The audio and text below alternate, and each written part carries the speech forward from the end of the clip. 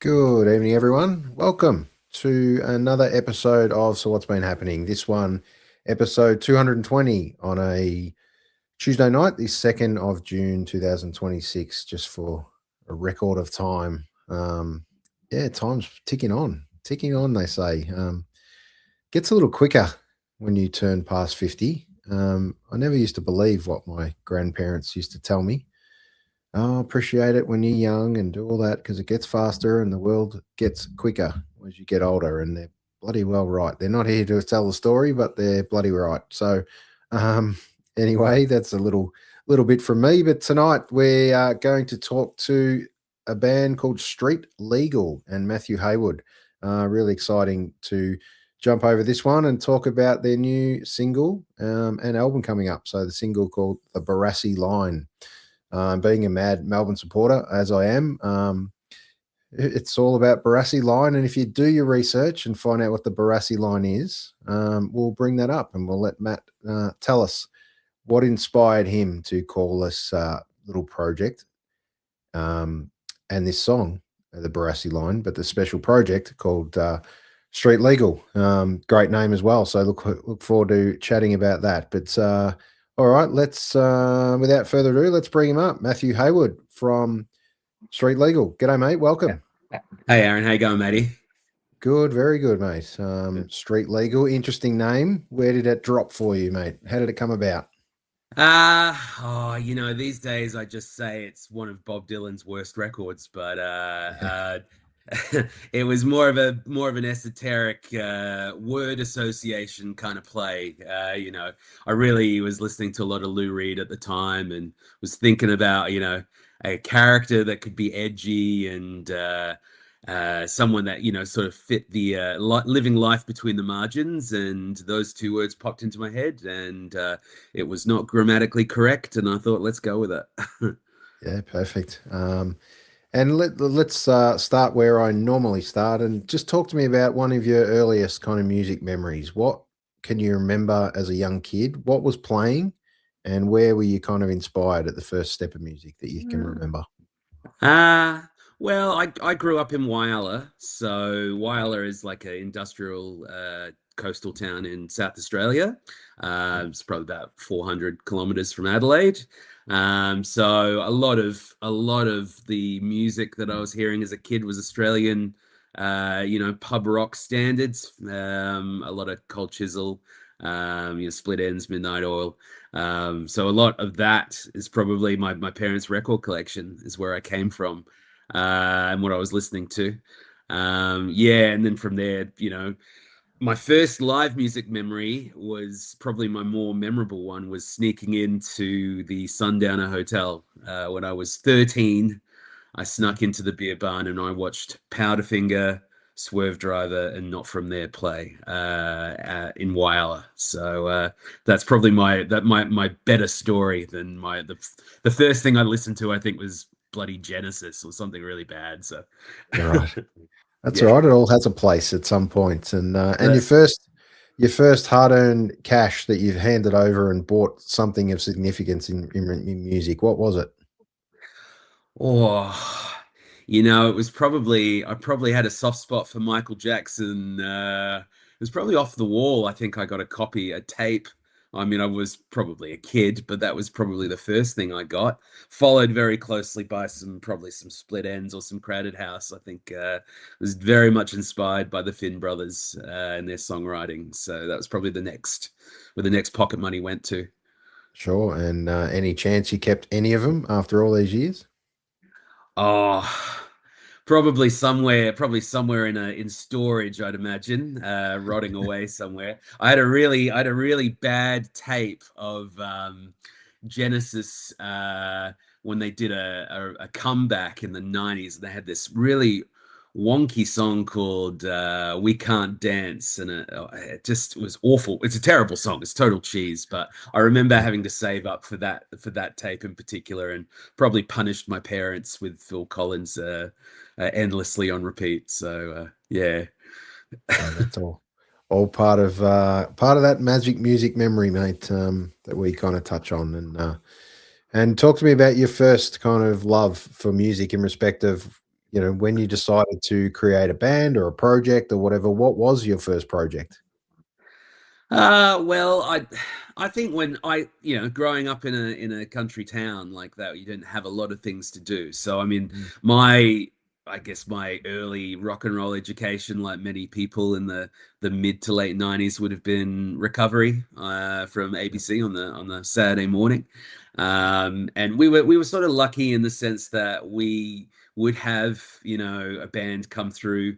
Probably when I was in high school, more so every 6 months would come through. So, got to go see Girling and Spiderbait and Grinspoon when they were, relatively young. They would come and sort of do the country trails. So those are probably some of my formative memories, actually going to see live music and saving up to, get on the State Liner bus and head up to Adelaide to see whatever I could. Probably from there, I would say. Yeah, and a musical background as far as family or relatives, or how did that kind of pan out? Or not at all? I think my parents would like to say that, but unfortunately, Dad's pretty tone deaf, and I think Mum's pretty much there. Very similar. We used to listen to a lot of music in the car, like particularly car rides. So I think I picked up. I think I pestered my mum. I think I wanted to play keys, and a piano was probably too expensive and probably, didn't fit the house. So guitar it was. So I managed to get some lessons and go from there and, live the kid rock star dream in the bedroom, playing along to Triple J and the songs and Soundgarden songs and all that sort of thing. Fantastic. All right. So we're gonna kick off. We're gonna do it in a little bit of a reverse order and go back through the history. But we're gonna kick off with what your latest single, the Barassi Line. Talk to us about that and this great artwork. Firstly, of this single, it's a killer. So talk to us about where the art came from and who do we blame or who do we honor? It's definitely a conceptual piece. It's so it's a French artist called Azelius, and ironically, the inspiration there is the album cover art from a Japanese artist who did Midnight Oil's Red Sails in the Sunset. So the pitch was, I want you to create in your style how you would envision a dystopic, an Australia left to rot, and if the money-hungry capitalists took over, and that's what we came up with, a very arty, very colourful piece with a couple of cameos I probably shouldn't mention for legal reasons. Fair enough. All right, we'll see if you can spot these in amongst the visuals we're about to play.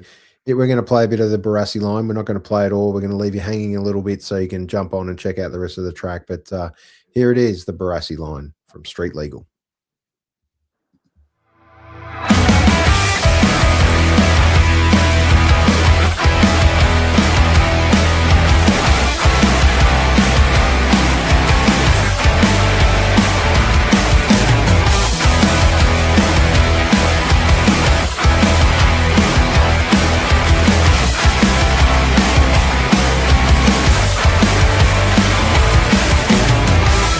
Knock yourself out.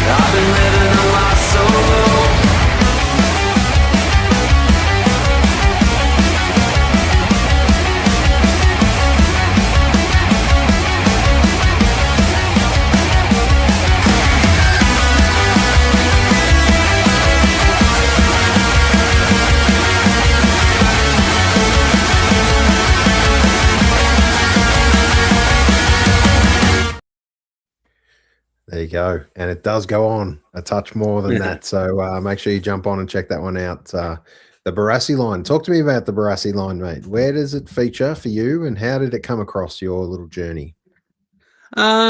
Well, the Barassi line, I guess you can take it in a like a literal sense or more of a metaphorical sense, I guess. Mm. You know, it's like we talk about the Barassi line being like a cultural divide, I guess, and Yeah. we look at it plainly in terms of sports, but you know, it obviously isn't just about footy. It's about, you know, the idea of you know, the difference between the haves and the have-nots and the people that, you know, run the world and run the country and whisper in politicians' ears and the common man. And I guess, you know, when I was writing the song, it was there's a couple of reasons. You know, I wrote out of, we were about to support an American band called Sparta. You might know from they used to be in at the drive-in, and I thought, oh shit, I need a song that's you know, the set list is good, but you know, I need a song that's quite an anthemic but quite a fast punkier song. Yeah. But I was sort of walking around, I lived in the city, and you know, it was funny to me in South Australia, particularly in Adelaide, we've seen quite a growth, exponential growth in terms of development in the city. And I was walking past a haunt, the Hotel Metro on Grote Street, and was thinking about all the development going around this old little pub, you know, and what, you know, what right or what say did I or any other person have, you know, if it was going to happen, it was going to happen. And then, Mhm.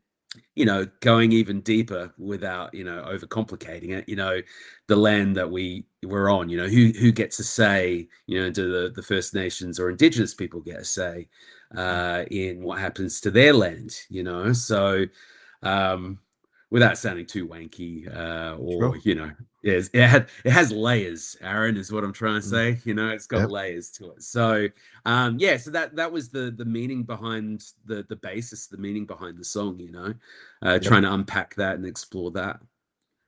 Okay. Yeah. Well, Street Legal, it's a relatively new band. Hasn't been going for too long now, a few years at least. So, talk to me about the kind of original spark for the band. You know, what was it, and what was the original vision of the band early on? I think we started. Well, I started writing songs during COVID, as many bands did. And it was more of just a personal project. But I've been involved in music in Adelaide for a long time, so it was very easy to sort of find people that also were quite interested in forming a band. And I'd worked previously with Max Tilichevsky, who's the drummer in the band in various projects. So we came together with some ideas, and through that process we were like, let's do something that's big and theatrical.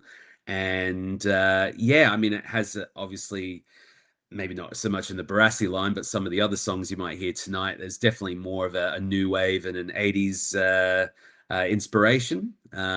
This is obviously a lot more of a leaner rock song, but yeah, that's probably where we started out, I would say. And we had grand plans, and here we are. Yeah, absolutely. And do you kind of feel now at this point, many years on, that you've kind of hit your sweet spot, or are you still kind of discovering what that really looks like as a band? Yeah, I think it's about like refining the sound down to what we're comfortable with, and you know, what we think we sound like. And yeah, I think early on we definitely experimented a lot more with electronic influences and ideas in the music that we were making. But I think now, I think we're quite a lean, you know, we're a lean rock band.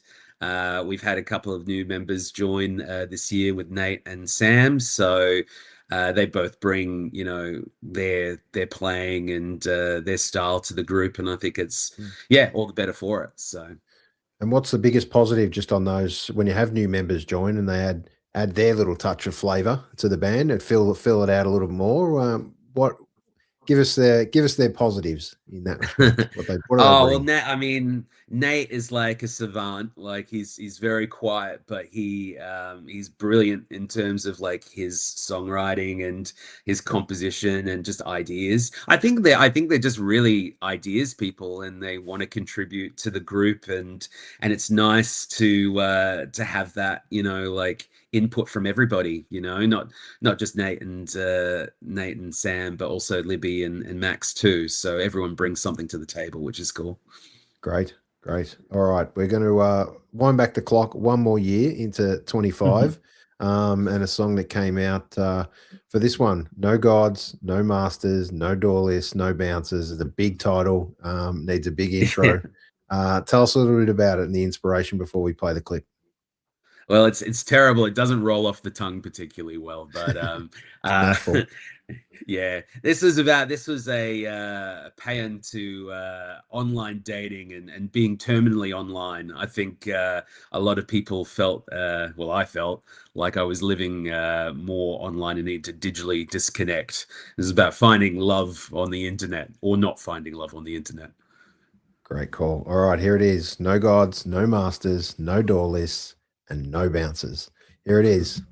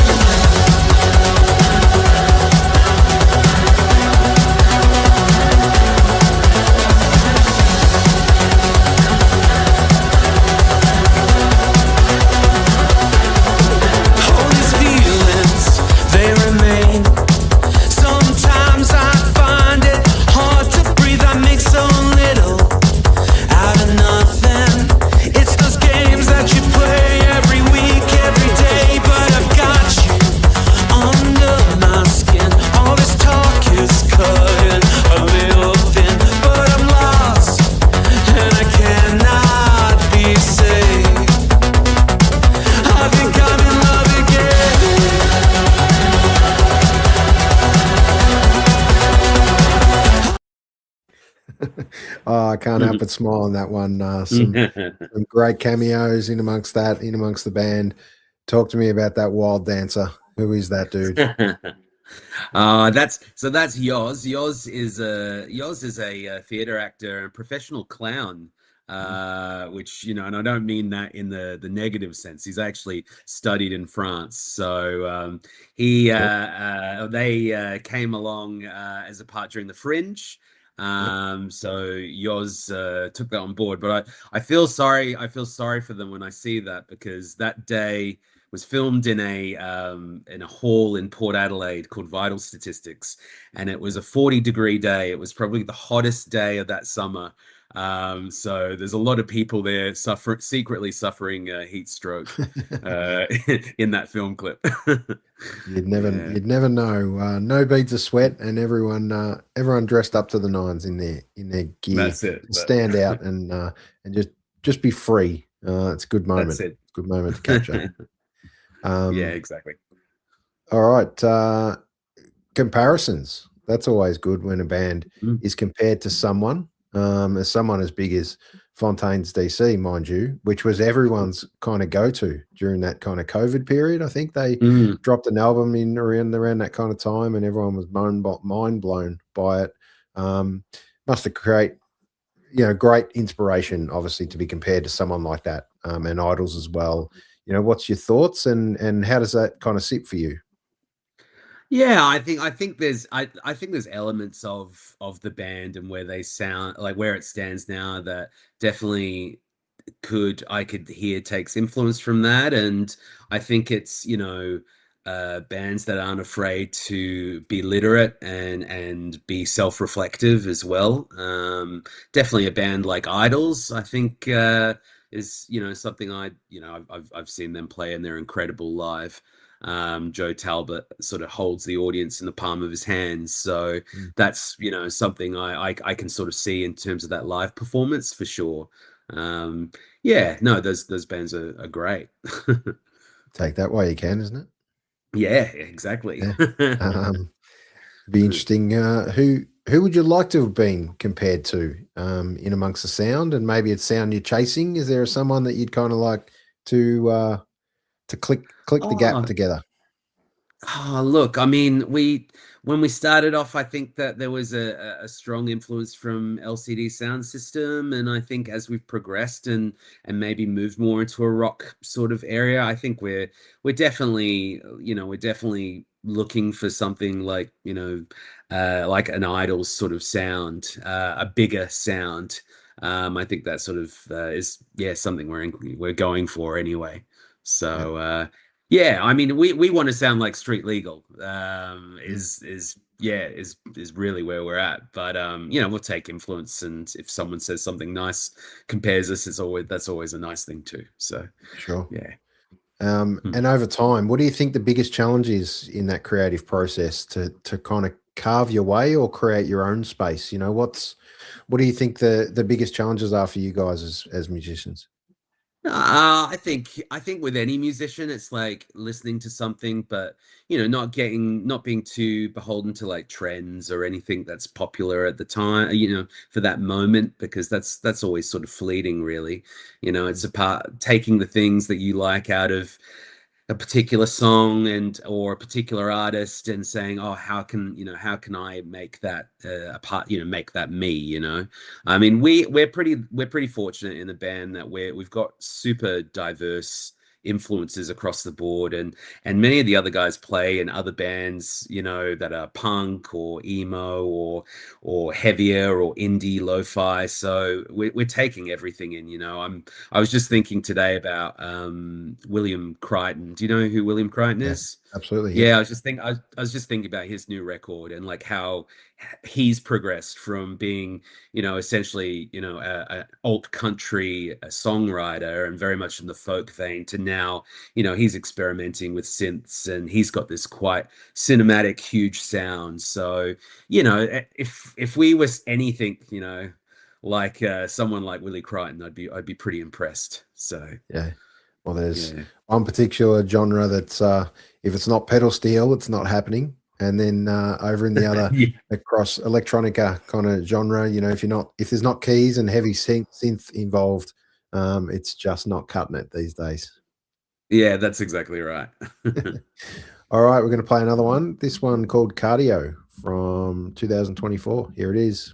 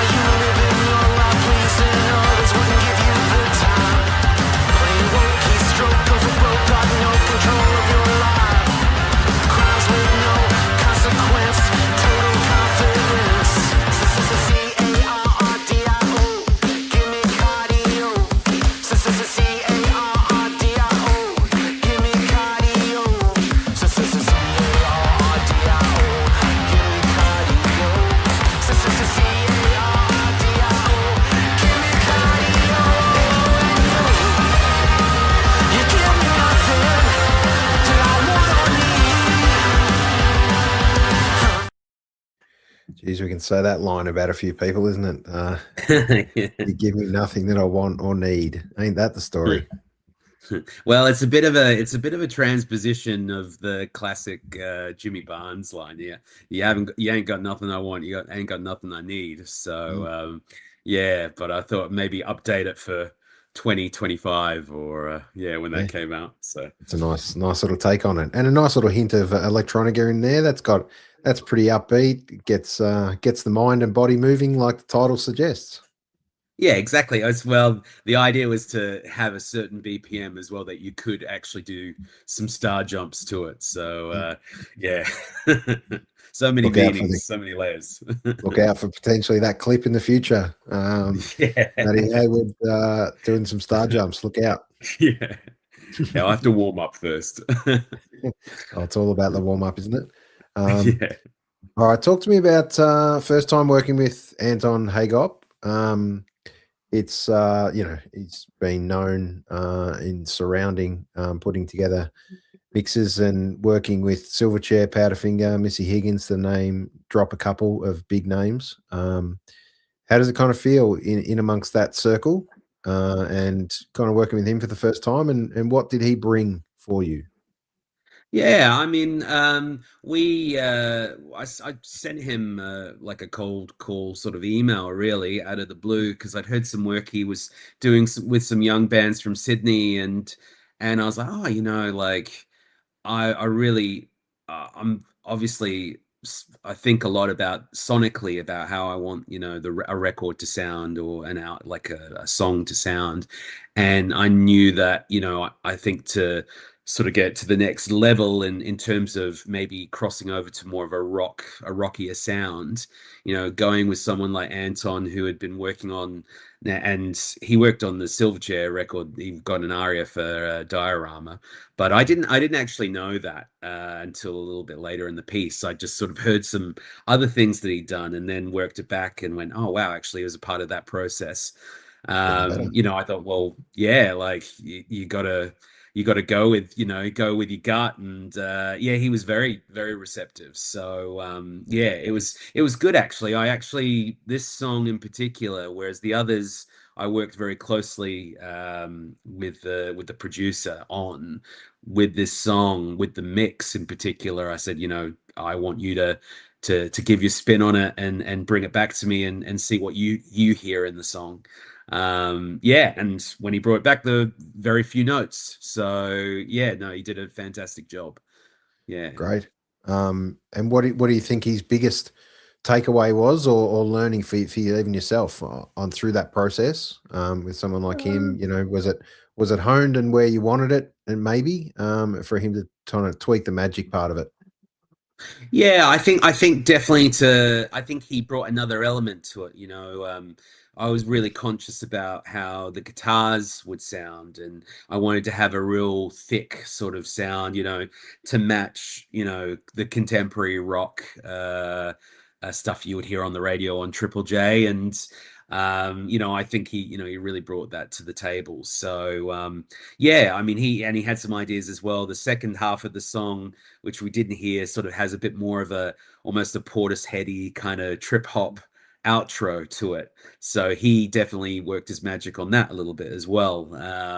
So I mean, he's a multifaceted guy, and that's why he's obviously in demand, and he's worked with these amazing acts. So yeah, and to drop one of the great names, Portishead, what a great band. But definitely jump on and check out the last little element of Barassi Line, because it's a special one, kind of purposely. He's the master of the single piano note at the end there. So I got to give him credit for that. Yep, it's all about the start, the middle, and then most importantly that little drop at the end. What you leave them with. That's all right. Yeah, exciting time for you guys as a band. What are you looking forward to next? Well, we're gonna go on tour. We're gonna do a brief tour of Victoria and South Australia in the next month. So in July, we'll be heading over to Mount Shank, which is just on the border. It's actually technically just outside Mount Gambier. We'll be playing a big show there, and then followed up with some shows in Fitzroy, Nighthawks, and Shot Kickers. We've got quite I think it's a 5-band lineup there on the Sunday afternoon, and then we'll be back again the week after to play in Adelaide. So yeah, so we're just taking it out on the road. We want to play more regional shows this year. That's definitely something the band are really keen to do, like go back the other side of South Australia as well and play. And we've played in Ballarat, and want to look at places like Bendigo and up north as well too. So yeah, just try and get the band out and play to as many people as possible, I think. Very nice. Pack the car up and get amongst the road shows again. And you are this week, actually, is Sunday. You're got this little kicker as well. Talk to us about that. Stout Ball number 8-7, actually. Well, the Stout Ball is a bit of an Adelaide institution at a pub called the Golden Wattle. So every year they've had a ball, which is basically showing off all the different stout beers. But we've been asked to play that one. I'm really looking forward to playing with my friend Ben Salter on that one. Salty's coming over from Tasmania, so so that'll be good fun. And Zipper 2 are incredible as well, and Dag. So yeah, that'll be a bit more of an early one. So that is for if you are in Adelaide this Sunday for the long weekend. Definitely recommend coming down to the Golden Wattle. Get along early. Doors at 5, so it's a nice early one. You'll be in bed by at least 11. It depends on how many stouts you have, I'd imagine, Aaron. Yeah, correct. You'll be in bed by 7. Who knows? Yeah. Make sure you get along and enjoy that one. And a long weekend. It's there's plenty of music on around the place, plenty of live free gigs as well. And there's lots on. So please, I urge everyone to jump on and catch up with a mate over the weekend, or someone they haven't seen in some time, and just say, let's go and catch some music, because the world and the venues all need you at the moment. And most importantly, we all need to get in and celebrate life. And Matt, just on behalf of kind of all the punters that get along to a street legal gig, thanks for doing what you do, mate. I know it's largely unrewarded financially, and it's something you do as a love, as an outlet, a creative outlet. And it's just great to be to get into a place and listen to a set that bands play, and kind of forget about all the troubles that are going on in the world right now. Yeah, for sure. I think there's nothing greater, like nothing better than playing to people that, are loving the music and want to be there and want to have a good time. They might not even like the band, it's just great to have people there enjoying themselves. And, we're well and truly, hopefully, touch wood, out of that era now where we don't have to socially distance or do anything like that. We can actually spend, quality time together. So why not do it at a pub watching live music, Absolutely. All right, let's check this one out, called Modern Ruins, from a couple of years ago. Here it is.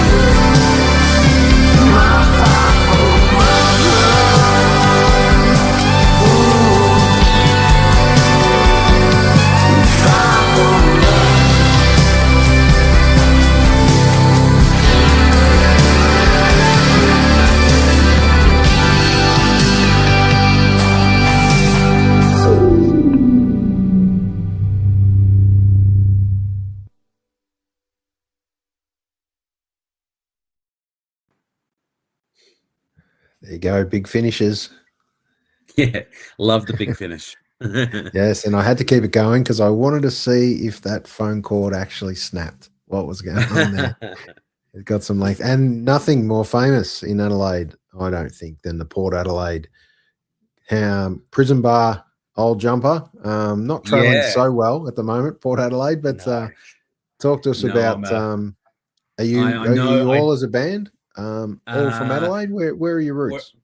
We're all from Adelaide. I did notice that that Demon's top behind you as well plays very inconspicuously. Unfortunately, we're not doing so well on the ladder, but yeah, yes. we're all from Adelaide. I don't know if we're all. I'll probably say we're not secret. We're all secret Port supporters, but yeah, all from Adelaide, and that I love that film clip as well because Connor Mercury, who directed it, when we went and scouted it, I said the one condition I said was that it needs to be in the same area that the film Bad Boy Bubby was filmed, and so we did the location and shot on the exact streets. So cool. It's like a classic of Australian cinema. So you might pick out some spots if you're a cinephile, of that spot. So so we're sorry to detour there.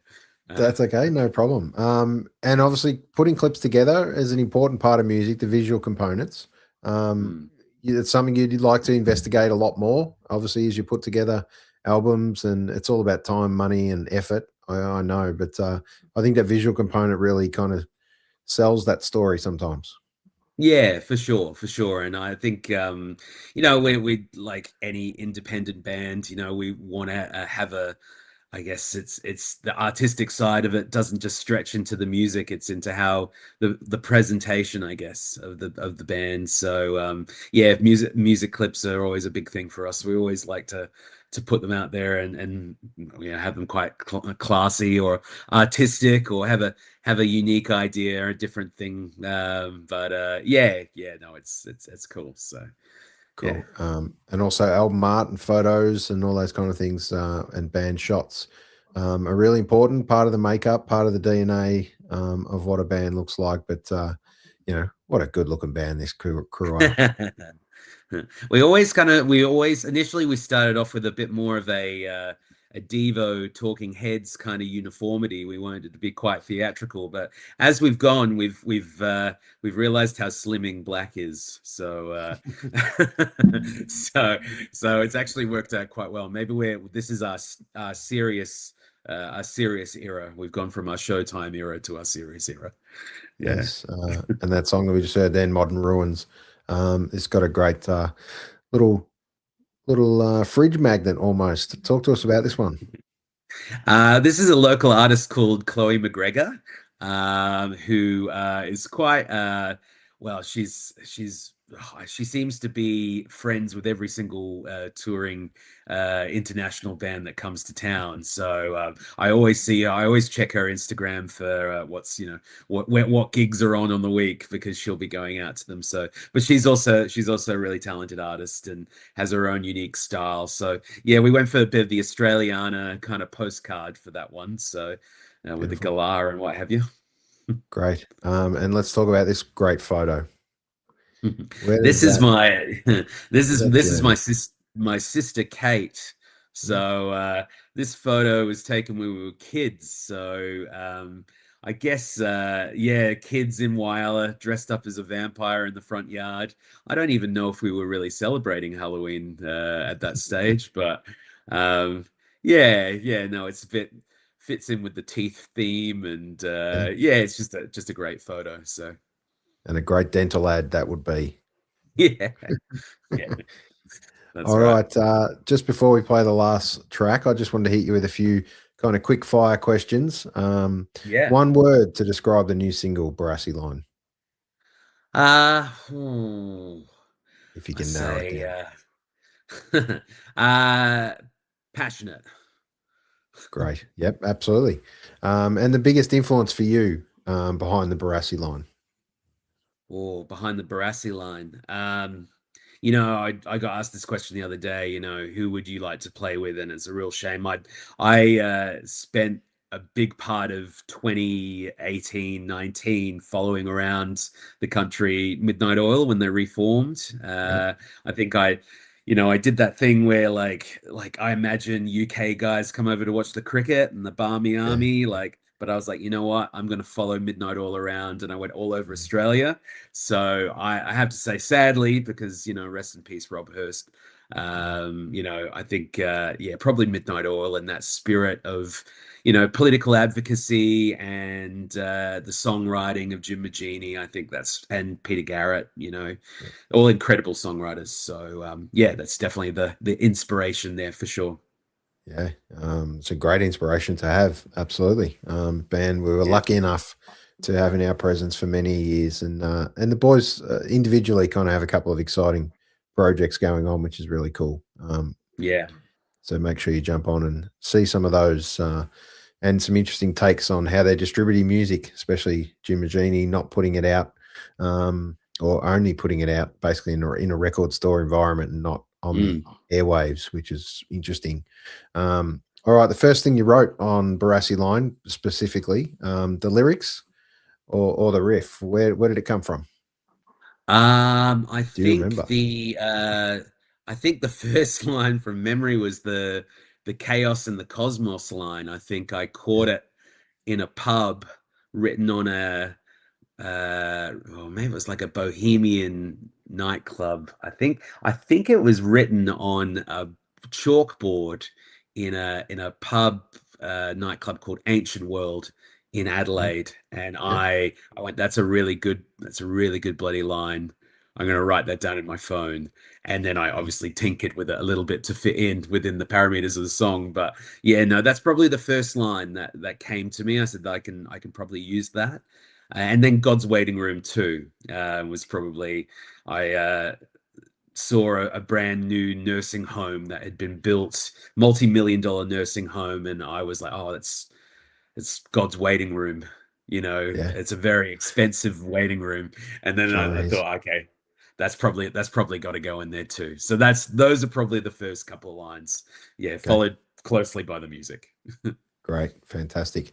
And if you could pick a dream band right now, live or dead, in amongst these musicians of the world, who would you like to support you one day? Forget a hierarchy and level and all that sort of stuff. Who would you love Oh, to support Street Legal when they're the biggest band in the world?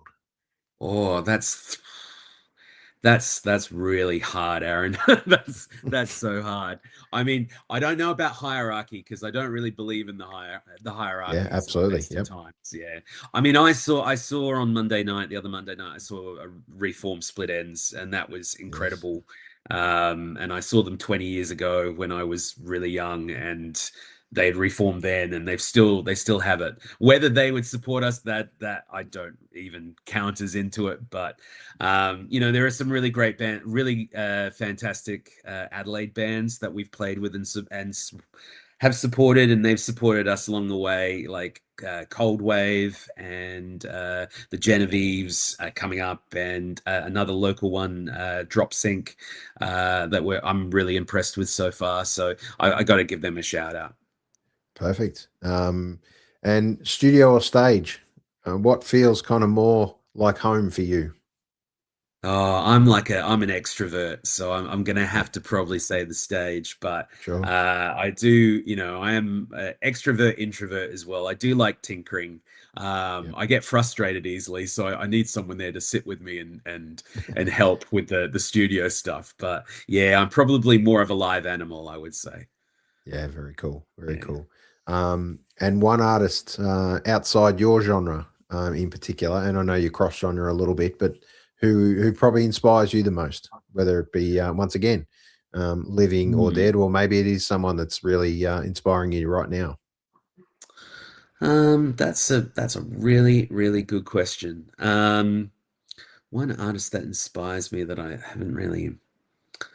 There's a this is a very left field one. There's a an indigenous singer from Nunavut called Tanya Tagt. Her name, she does very traditional throat singing, Okay. but they're all indigenous folklore songs. I was really inspired by her. I went backpacking a number of years ago and backpacked across Canada and listened to her music while I was doing it. So that was pretty wild because it's not traditional contemporary. Well, it's all traditional, but it's not contemporary in the sense it goes back. It's almost like oral histories that have been passed down through song, Yeah, so sure. that was pretty amazing. So yeah, Tanya Takt, her name is. Yeah, it's Okay. Inuit. Yeah. Mm. And one of the greatest instruments of all, the voice. And lucky enough, you get to do that and sing in amongst that. It's a special gift that a lot of people don't appreciate the power that the Yeah. voice can give. Well, when I'm not suffering the Adelaide weather, yeah, no, it's Lurgies, it's yeah, good. Yeah, that's it. yes, That's it for sure. yes. And what can fans expect from a live street legal show? Maybe in just a couple of words. Look, I think it's passionate and it's something that you can really throw yourself around to without breaking a hip or anything like that. So yeah, no. Yeah, Yeah, something that I think it's got something for everybody, which is a kind of sounds like a bit of a generalized cop out, but I think that's true. So we have lots of sure. a wide variety of people come to the shows, so that's cool. No problem. All right, we're going to list these shows again, especially in the comments they're coming up. But Friday, 10th of July, kicks off, and then Saturday 11th, Sunday the 12th, and Friday the 17th. So get on to these venues, and we'll put all these down in the comments as well in this video about what's coming up in the future for you guys for Street Legal, but also check out streetlegalaustralia.com for all the news and what's happening. It's pretty hard to keep up with everything these days in amongst the world of social media and the big wide world that is the information superhighway. There's so much going on. It's hard to know which venue and which gig to hit next. That's exactly right. We have a really good live scene in Adelaide, so I recommend if you're ever in town, you got to go out and see as much as you can. Perfect.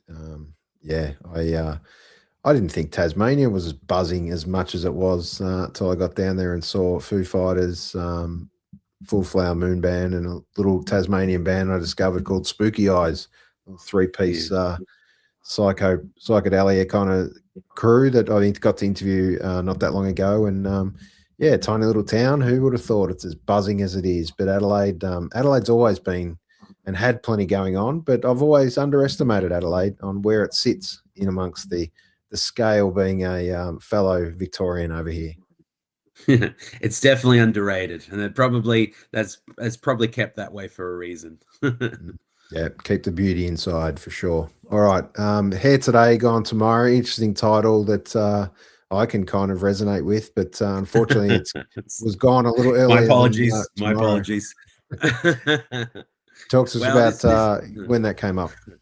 this song is about growing old. I think it's about mortality and facing the fact that you might be you're not as young as you once were, and maybe all those aches and pains aren't going away.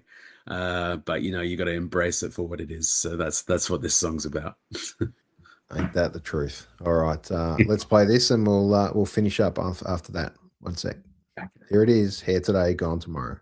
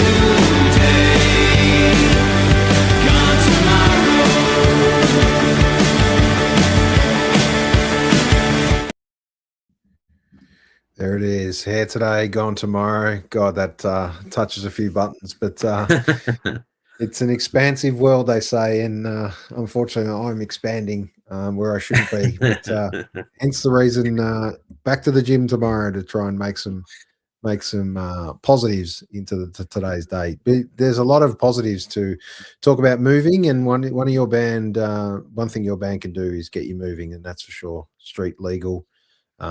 It's a great thing. Long may it continue, and look forward to catching up with you again in the future as you release some more music. Cheers, Aaron. I appreciate that. Thanks for having me on, and I love the show. It's fantastic. Great. Thank you. See you out there soon. See you, mate. Great to spend almost an hour with Matt Hayward from Street Legal. It's always great to connect with new bands, and look forward to connecting with the next few bands. We've got about 10 shows lined up, which is really cool. And thank you to everyone that kind of almost comes at me now, which is really nice. Publicists and all sorts of bands hitting up, and bands that I hit up also on Instagram and others. Thank you for connecting with me, and I'll keep doing this while you keep asking, because I really think everyone's got a great story to tell. And the most important thing we can do is support live music and support everyone's story, because we've all got one and it all needs to be told. So we'll see you out there soon. Enjoy your week. Enjoy your long weekend. Have a break. Charge up. Enjoy some energy, and play a bit of Street Legal. Tell your mates about it. See you soon.